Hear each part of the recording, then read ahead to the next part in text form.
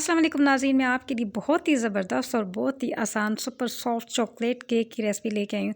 और इस ईद पे आपने ये रेसिपी ज़रूर ट्राई करनी है। बहुत ही आसान रेसिपी है, बहुत ही जल्द बन के तैयार होगी और बिल्कुल बिना अमन के बनाना बताऊँगी, बिना चॉकलेट के बनाना बताऊँगी। और चंद चीज़ों से बन के ये केक बहुत ही ज़बरदस्त किस्म का, बेकरी से भी कम नहीं होगा, बहुत ही ज़बरदस्त केक बन के तैयार होगा। और ये रेसिपी आप ज़रूर ट्राई कीजिएगा। मैं आपको चॉकलेट गनाश की भी रेसिपी बताऊँगी, वो भी बिना चॉकलेट के बताऊँगी। तो चलें बनाना स्टार्ट करते हैं। बिस्मिल्लाहिर्रहमानिर्रहीम। यहाँ पे मैंने सबसे पहले बनाने बटर मिल्क, आधा कप दूध का लिया और उसमें 1 टीस्पून में सिरके का डाल के रख दूँगी एक साइड पे। सफ़ेद सिरका डालना है।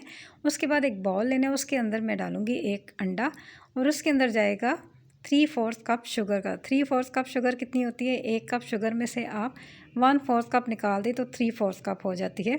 उसके बाद इसमें जाएगा 1/4 कप ऑयल का जाएगा और इन तीनों चीज़ों को अच्छे तरीके से मिक्स करना है। इनको इतना मिक्स करना है कि तमाम चीज़ें आपस में अच्छे तरीके से यकजान हो जाएं। अब इसके बाद हमने डालना है इसके अंदर बटर मिल्क। बटर मिल्क हमारा बन के तैयार हो गया है। अब इसमें बटर मिल्क जाएगा, इसको डाल के इसको भी इसी तरीके से मिक्स कर लेना है। मिक्स करने के बाद अब इसमें जाएगा वनीला एसेंस का। वनीला एसेंस डालने से केक के अंदर जो उसका टेस्ट होता है बहुत मज़े का होता है और जो अंडे की स्मेल होती है वो भी इसमें नहीं आती। अब इसके अंदर हम ड्राई इंग्रेडिएंट डालेंगे। हमने क्या करना है कि एक छन्नी लेनी है, उसके अंदर मैंने डालना है 1 कप मैदे का डालना है। उसके बाद डालना है 1 टीस्पून बेकिंग पाउडर डालना है और 1/4 टीस्पून बेकिंग सोडा इसमें जाएगा। और इसके बाद पिंच हमने इसमें नमक डालना है, 1 चुटकी नमक का जाएगा। 2 टेबलस्पून इसमें डालना है कोको पाउडर का। अच्छी क्वालिटी का कोको पाउडर लेंगे तो उसका टेस्ट भी केक का बहुत मज़े का होगा। तो इन तमाम चीज़ों को हमने छान लेना है अच्छे तरीके से, ताकि इसके अंदर कोई गुठली वगैरह ना और लम्स वगैरह ना बने। ये इन तमाम चीज़ें अच्छे तरीके से मिक्स कर लेनी है। ये जब तमाम मिक्सचर अच्छे तरीके से हमारा रेडी हो जाएगा तो लास्ट में हमने क्या करना है कि इसके अंदर हमने डालना है आधा कप गर्म पानी का। गर्म पानी हमने इसमें डालना है। गर्म पानी डालने से क्या होता है कि केक का जो मिक्सचर होता है बहुत ही ज़बरदस्त बन के तैयार होता है। जब केक बेक करेंगे तो बहुत ही सॉफ्ट और मॉइस्ट केक बन के तैयार होगा और इसको सोक करने की ज़रूरत नहीं होगी। अगर मेरी वीडियो अच्छी लगती है तो वीडियो को लाइक करें, चैनल पे नए हैं तो चैनल को सब्सक्राइब करना ना भूलें और बेल आइकन को प्रेस कर दें ताकि मेरी हर नई आने वाली वीडियो आप तक सबसे पहले पहुंचे।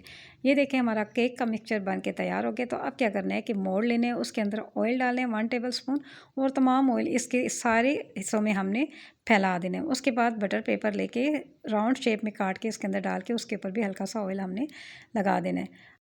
अब केक का मिक्सचर सारा हमने इसके अंदर डाल देना है और इसको टैप टैप करना है ताकि इसके अंदर कोई एयर या बबल वगैरह ना बने।